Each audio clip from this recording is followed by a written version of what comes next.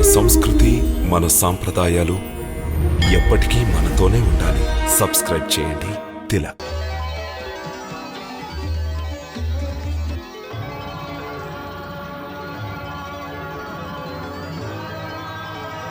ఆదిశేషుడు దేవకి గర్భంలో ప్రవేశించగానే కారాగారం నలుమూలలా వెలుగు వ్యాపించింది.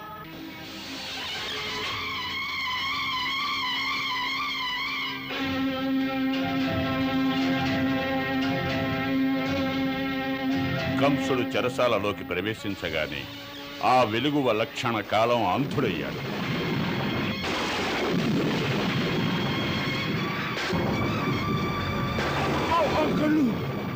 మా కళ్ళు మాకేం తెలియడం లేదు. అంత అంధకారంగా ఉంది. అంత అంధకారం. అంధుడైన కంసునికి నలుదిశలా కాలనాగు ఉన్నట్టు అనుమానం కలిగింది.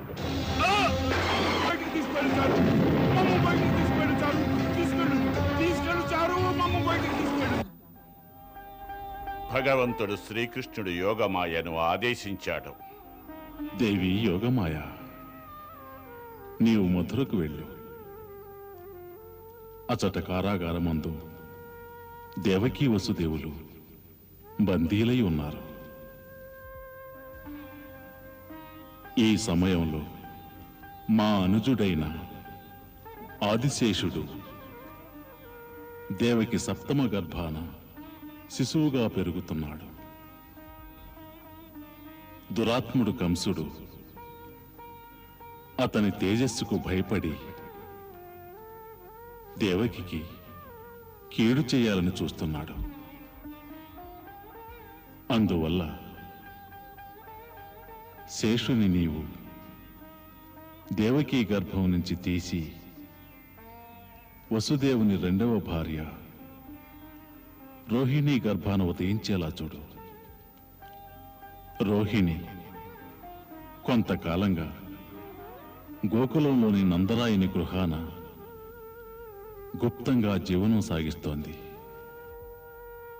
యోగమాయ, నీవు సత్వరం శేషుని అతడికి చేర్చు.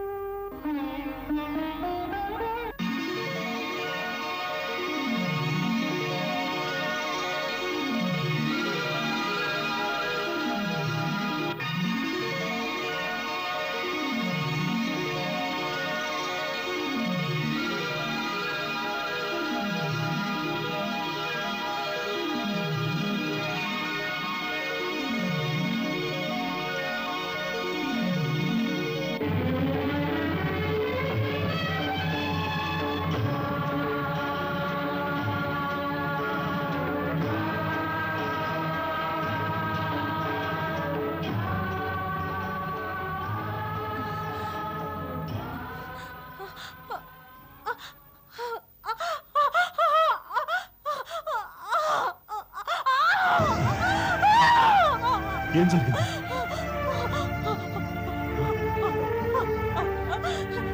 నాకు గర్భస్రావం అయింది. నాకు గర్భస్రావం అయింది.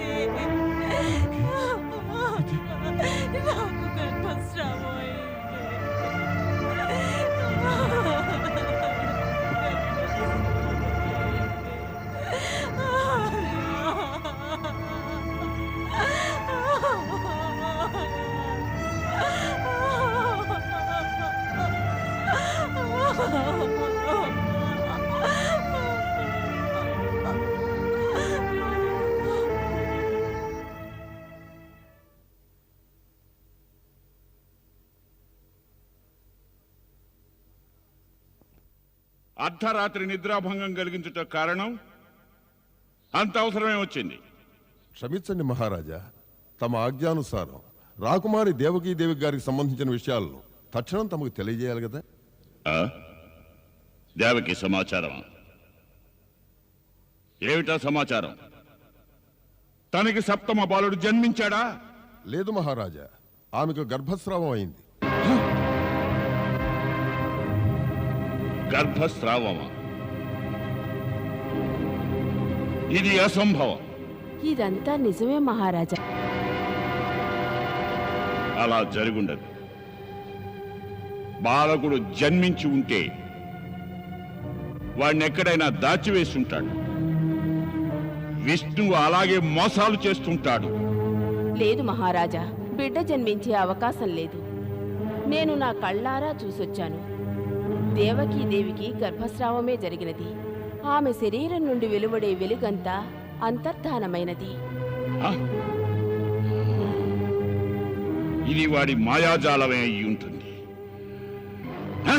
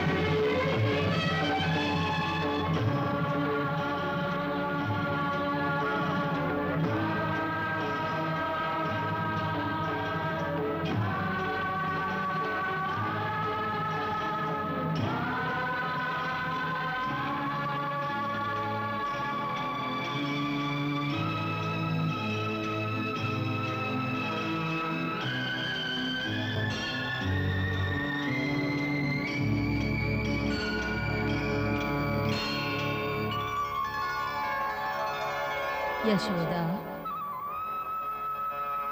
లే.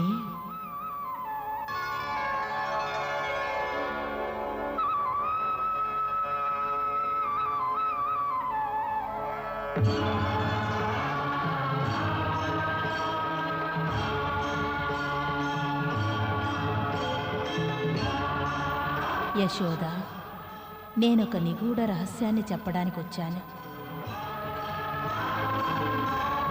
సృష్టికర్త భగవంతుని ఇచ్ఛానుసారం నేను దేవకీ గర్భం నుంచి ఆమె సప్తమ గర్భాన్ని తీసివేసి ఇప్పుడే దాన్ని రోహిణీ గర్భాన స్థిరపరిచాను. దేవకీ వసుదేవుల ఈ శిశువు అనంత శక్తివంతుడు.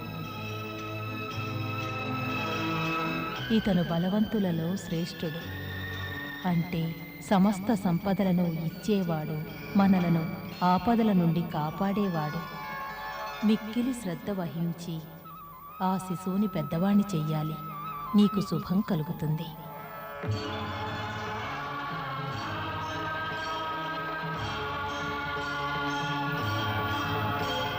హే పుత్రి, నీకు మరొక రహస్యం కూడా చెప్పాలని వచ్చాను. స్త్రీకి 2 సద్గతులు. ఒకటి ధర్మాత్ముడైన భర్తకు భార్యగా ఉండడం, రెండవది ఆజ్ఞాబద్ధులైన బిడ్డలకు తల్లి కావడం.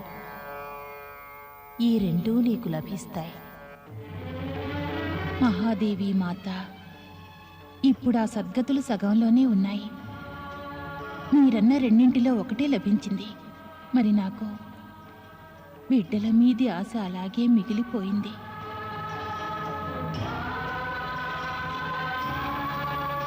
ఇప్పుడు ఆ సమయం ఆసన్నమైనది. తమ కుల గురువు శాండిల్య వారిని ప్రార్థించు. సంతాన ప్రాప్తికి వారు యజ్ఞం చేయిస్తారు. అతి శీఘ్రకాలంలో నీకు సంతాన ప్రాప్తి కలుగుతుంది.